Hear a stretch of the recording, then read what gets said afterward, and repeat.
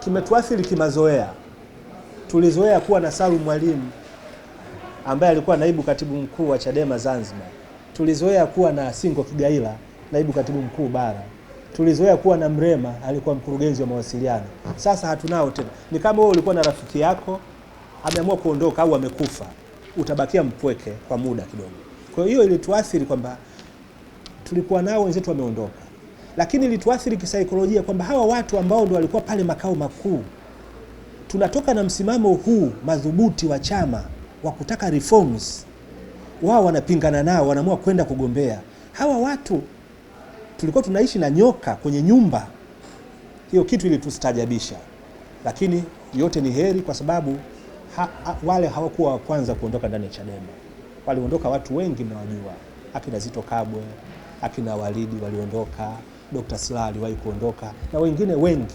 Chama kilizidi kuwa imara. Kwa kile kilichotokea, bahari ilikuwa inatoa uchafu.